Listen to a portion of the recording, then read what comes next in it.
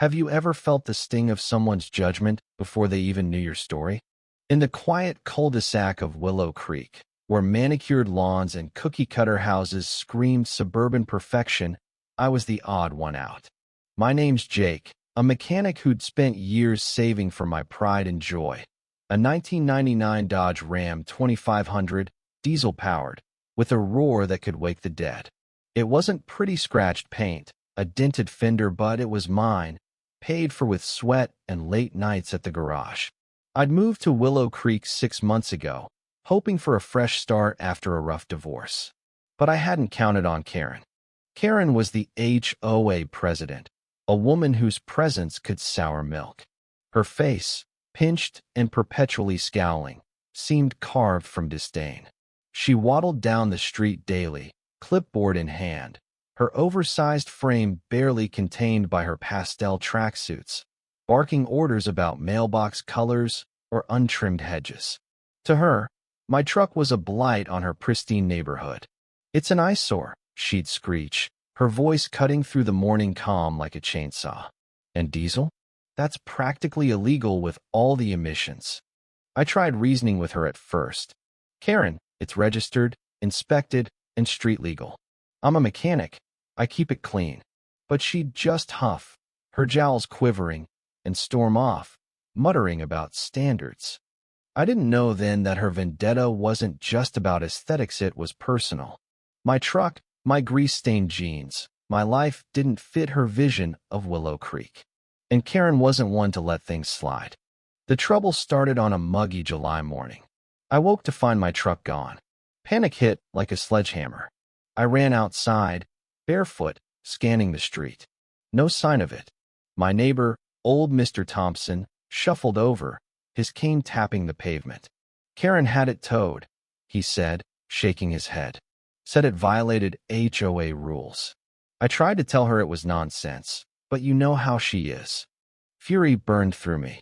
I stormed to Karen's house, a beige monstrosity with fake shutters and a live, laugh, love sign on the door. She answered, her smug grin practically glowing.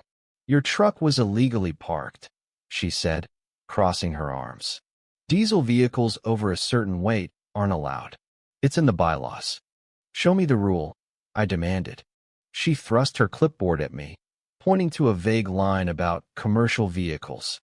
My truck wasn't commercial, it was my personal ride, but Karen didn't care. "It's gone," she said, "and good riddance." I spent the day tracking it down. The tow company was an hour away, and they wanted $500 to release it. Worse, the impound lot had scratched the bed and cracked a taillight. My blood boiled, but I paid, drove home, and parked right back in my driveway. If Karen wanted a war, she'd get one. I dug into the HOA bylaws that night, bleary-eyed over coffee and legalese.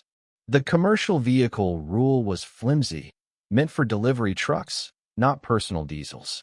I called a lawyer friend, Sarah, who laughed when I read her the clause. "She's got no leg to stand on," Sarah said.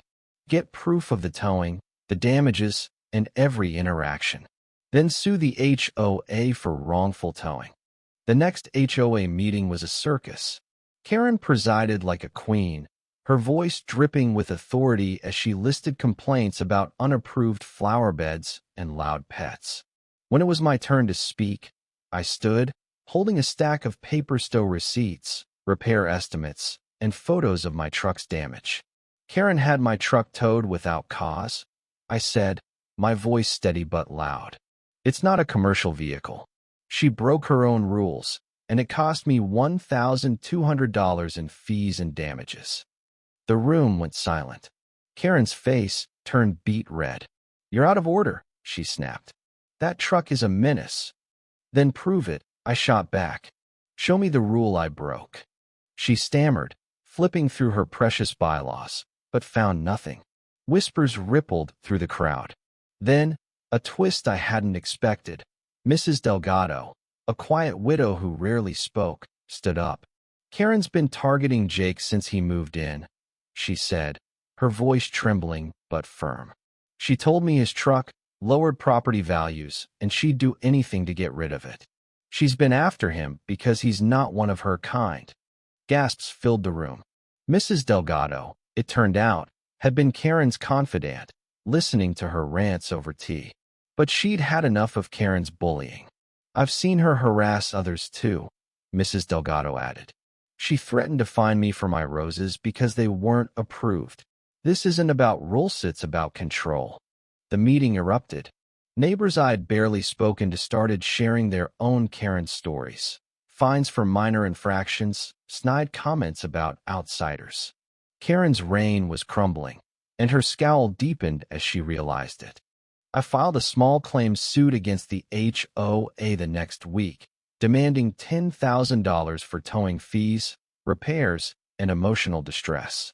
Sarah helped me build a watertight case, complete with Mrs. Delgado's testimony and the tow company's admission that Karen had personally ordered the tow, claiming it was an emergency. The judge was unimpressed with Karen's defense, which boiled down to the truck looked bad.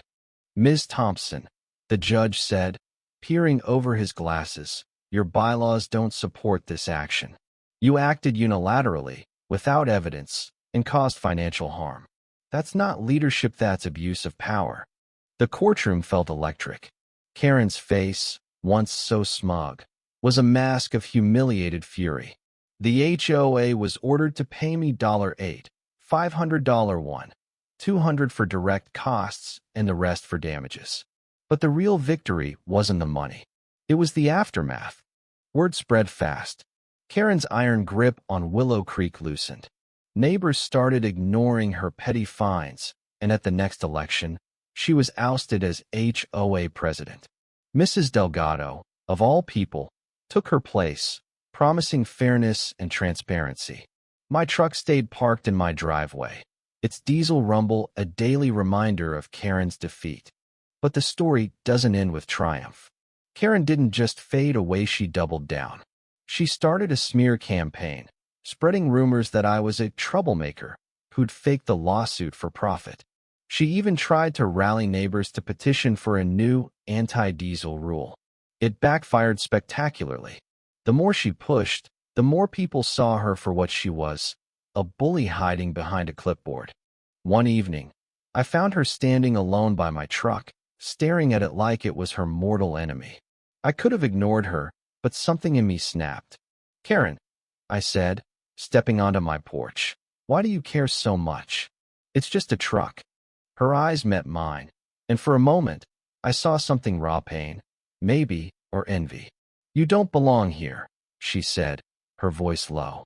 You and your loud, dirty life. You ruin everything. It hit me then. This wasn't about the truck. It was about me. My rough edges, my independence, my refusal to bow to her rules. I wasn't one of her cookie-cutter neighbors, and that drove her mad. Karen, I said, softer now, I'm just trying to live my life. Maybe you should try that too. She didn't respond. She just turned and walked away, her silhouette heavy against the sunset. I heard later she'd moved out of Willow Creek, selling her house after the HOA loss. Some said she couldn't handle the shame. Others thought she'd just found a new neighborhood to terrorize. Either way, she was gone. I still drive my truck, dents and all. It's not just a vehicle, it's a symbol of standing up to people like Karen, who wield power to mask their own insecurities. Willow Creek feels different now, lighter, like a weight's been lifted. Mrs. Delgado waves when I pass her house, her roses blooming brighter than ever. Life's funny, isn't it?